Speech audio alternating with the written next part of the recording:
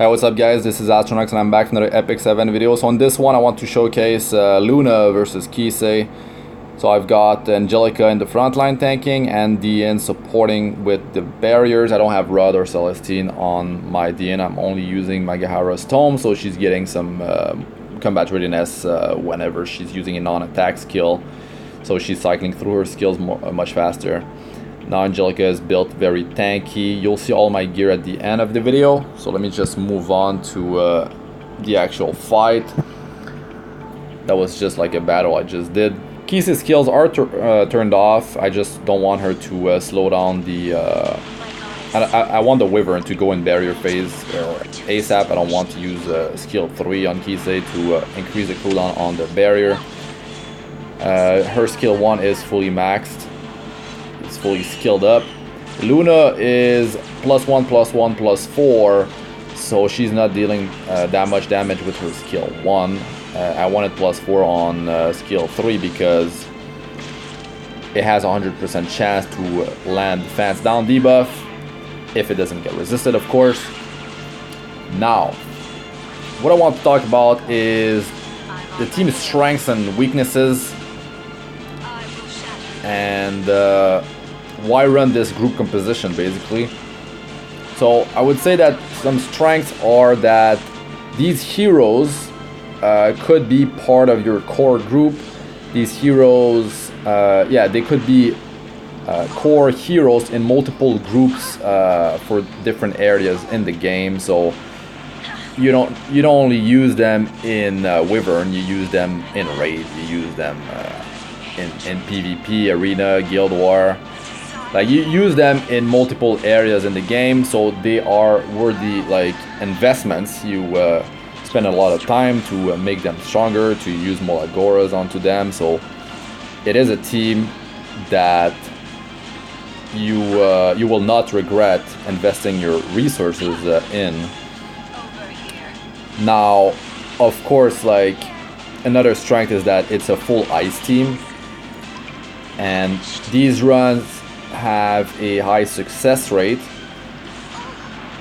Now, some weaknesses, I would say that of course it is very hard to obtain all these heroes, especially as a free-to-play player. Now, well, if you did save bookmarks, you got Diene. If you started at the global release, you got Diene, right? You saved your bookmarks, you got Luna. Now Angelica is a matter of, did you start the game with her, did you get lucky and eventually pull her? And Kise, that's something else though. Like, you would have pulled for Kise, but if you did that, if you save your bookmarks and pulled for her, you would have enough bookmarks for Luna if you saved. So there's that. But yeah, it's not you might have used so many bookmarks on Kise and not have gotten her because she was not limited. Anyways, this team is hard to gear for, because I would say a team that doesn't require too much gear and is very strong in Wyvern would be a team that always have 3 debuffs applied on the Wyvern, including attack down debuff, or at least with a high uptime. And well, a team like that will receive way less damage, and it will make things so much easier. But my team, this team, only applies defense down debuff to double the damage output of the team against the boss, and it's relying on Soul Weaver to keep Angelica, the front line, alive.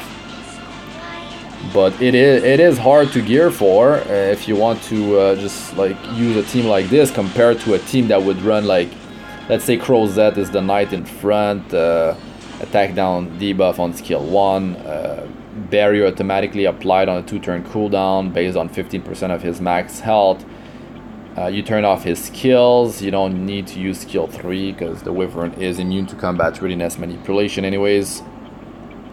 And also, actually, the runs are not too long. It kind of depends, I guess, on the uptime of the defense down debuff from Luna. But yeah, a team that would be running someone like Alexa, 2 poison effects that last 2 turns, high crit chance on her with Daydream Joker, then you'd have like you run Tarnor Guard, let's say, and he's running Daydream Joker, and you have Misty Chain backup. Well, I mean, yeah, you could run Misty Chain, have enough debuffs, and just use Crozet in the front and just survive until barrier and then kill the Wyvern shortly after. Or you could survive for quite a... yeah, you would. I would prefer to run Crozet with, let's say, Ether. This would keep the front line alive, and then you just rely for damage. You just use Alexa, your main damage dealer, and Misty Chain would be a backup. But Misty Chain would be for the debuffs and the backup heal. That would be like so easy to build this team, really, but you have to pull your resources into a team like that. And not only that, is that these heroes will not be used in multiple areas of the game. Crozet, you can use him in other areas of the game. Ether, not so much, but you don't need to 6-star him, so I mean, it's not a big investment. You don't need to use any more Agora. If you have Rod of Amaryllis, or if you have Celestine, if you have Shimadra's Staff, all these things will make it so much easier to gear for, because you will have other sources of healing toward your frontliner. But like, yeah, going back to my team, it's hard to gear for, but these heroes can be used in multiple areas of the game, so it's worth the investment if you have them. Of course, I always hear in the comment section, yeah, like, why you run Diene, why you run Angelica, like, and then I stop using Diene. Then they're like, yeah, make some video without Angelica. So I cannot use Diene, I cannot use Angelica, which both are part of my core group, right? So I have to build some other heroes. I did quite a few videos with like just Angelica with Yuna, which is only 5-star, just like sort of a duo to replace Diene, but it's a duo that's much stronger than just Diene by herself, of course. But of course, there's always players that like they want like less, easier to obtain heroes. But of course, I'm giving you the comps right here. Like I could just like, I guess I could build them eventually and just show you that it's doable and you don't need that much gear. I could do that on a second account, on a third account. I have a second account, but it's focusing on Golem, rushing Golem early game. But yeah, now there like a weakness would be like, let's say it's a slower run than a like some kamikaze setup that you could run, or like I would say that my triple damage dealer of Kise, Tarnor Guard, and Luna with Angelica in front is sort of a kamikaze group, but it doesn't have attack buff. That's the thing. But the clears are faster. It provides a higher defense down debuff, and the combat readiness boost from the dual attacks from Tarnor Guard is definitely speeding things up. It's a full ice team, and Angelica is able to survive up until the barrier, or even survive during the barrier, which allows her to top herself back up. Now, yes, in this group composition, I said it, the uptime on the defense down debuff will be lower, so that would be another weakness. But definitely, like, if you do have the heroes, I would build a team like this and try to make it work. If you do wipe out, if you do fail your runs, it's fine. You don't lose energy, you just lose some time. But to be honest, like, if let's say you're a free-to-play player, it doesn't really matter if you fail your runs, because you cannot play this game constantly, like 14-16 hours a day. After a few months, this game, like, you used up all your sky stones from early game, the adventures, like the abyss, climbing in the arena, all that good stuff. Well, it goes down. Your supplies of sky stones are not what they used to be. So it's fine. You don't need to rush things, unless if you spend money in the game, then yes, you want a team that will clear Wyvern 11 as fast as possible. So it could be that team, I mean, I did a video just before this one, and it was it was Luna with Tarnor Guard. 2 sources of defense down. I feel like, to be honest, I think it was probably similar in terms of speed, but I need to run multiple runs to really, like, because my sample size is small, of course. But yeah, why you'd run a team comp like this? Like I said, you use these heroes in multiple areas of the game, so it's a smart investment. It's a smart move to build this as your core for Wyvern if you do have access to the heroes. So in this game, it's mostly about just using your resources properly on heroes that you will use in, like, if like you build a hero, you 6-star this hero, you awaken him, and you start using some Molagoras, but you only use that hero as on your arena defense and your Guild War defense, then I would say, since it's too early in the game, it's not worth it yet. It's not worth it yet. It's too early on. Unless you spend money in the game, then yeah, by all means you can go ahead and do it. But if you're free to play, there's some better heroes out there that you can use in in multiple areas of the game. So there's no Tarnguard actually in this one, though. This is just for the skill ups. So Kise, Luna, Angelica, and Diene.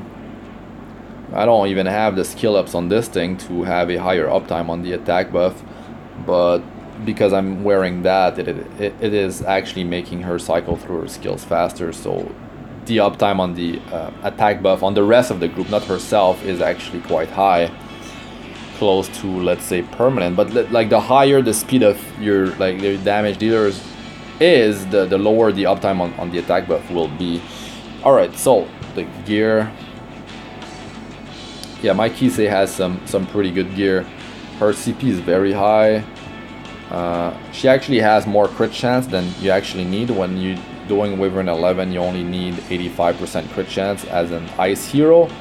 Unless a hero like Luna, because she does get crit chance from her passive skill, her skill 2, then she does require less crit chance. I actually need more crit chance on her. I need 14% more crit chance.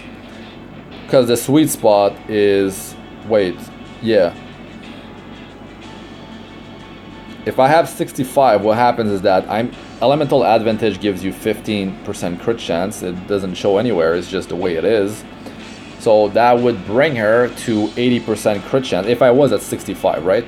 Now she's at 80, and then with her skill 2, since she's always above 50% health, because it's always the Wyvern's attacking the frontliner, you don't even need any skill up on this thing, and you'd be 100% crit chance with only 65. But the more, of course, skill points you put in this thing, the more skill ups, the lesser your crit chance requirement will be.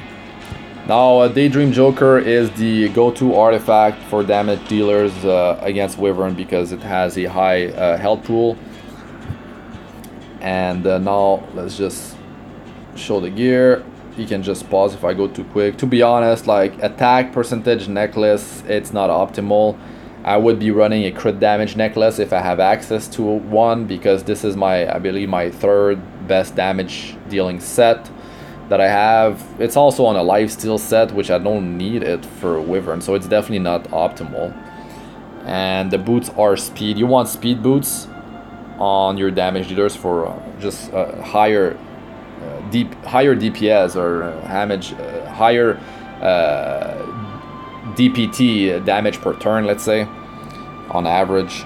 And yeah, I would need more crit chance on her, and crit damage necklace would be much better. And I'm actually using a hit set, but it's fine. Her effectiveness is where she needs to be, so she has the highest chance to land the defense down debuff. You need somewhere between 50 or 55% effectiveness to have the maximum effectiveness against the Wyvern 11. Higher than that, it doesn't do anything, really. That's what I've been hearing. So, Angelica, Prophetic Candlestick, just beautiful on her. Just use Water's Origin if you are struggling to stay alive. And yeah, with that speed, if she's a solo healer with these stats, she will die before barrier on quite a few runs. Sometimes she survives up until the barrier, and then she's able to top herself off and survive quite a few turns afterward. But she will not survive until the second barrier phase. You should kill the Wyvern before that, or you would require other sources of healing, another Soul Weaver or whoever that can provide some healing, like Misty Chain. Or if you can lower the damage output of the boss attack break, attack down debuff, or if you just what's it called? If you just apply 3 debuffs or more, you will reduce the damage output of the Wyvern as well. So combine 3 debuffs with just add Misty Chain. She's backup healer, extra damage, attack break. She provides 2 debuffs. So if you add attack down debuff, defense break, defense down debuff, those are 3 debuffs with a fairly high uptime, and together with the fact that, like I said, she's a backup healer, damage dealer, and you could even run Syra Ren artifact on her to even have a 4th debuff. So you'd have a higher chance of having 3 debuffs or more during the encounter, and it would increase the success rate and make things so much easier on your frontliner. So Diene, wait. I'm not actually sure if I showed my gear. I don't think so. But yeah, I would say that speed is quite low. The thing is, like, your frontliner is getting attacked by those fireballs, and every time it reduces the combat readiness by 10% of your frontliner. So yeah, Water's Origin counters that, because at plus 15 it gives you 15% combat readiness. So you're getting 5% combat readiness every time you're attacked.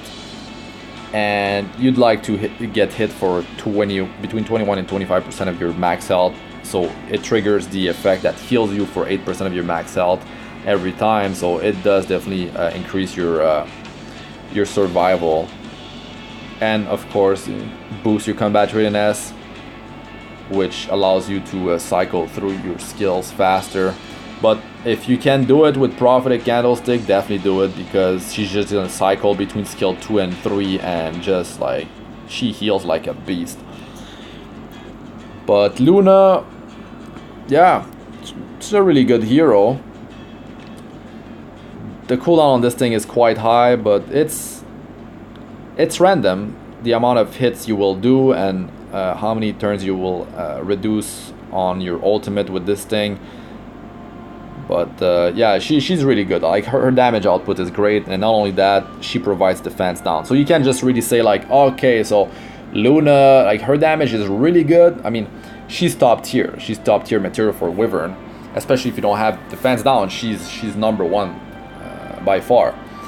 But she's limited, and yeah, you might not be able to pull her, but there are so many different options. Anyways, alright guys, that's it for this one. Thanks for watching. I'm Astranox. Like, comment, and subscribe for more. Press the bell icon if you like to be notified whenever I release a new video. And check out my other guides for Wyvern. They should be showing up on the screen now. Good luck with the farming and the drops and the crafting and the pulling if you're still trying.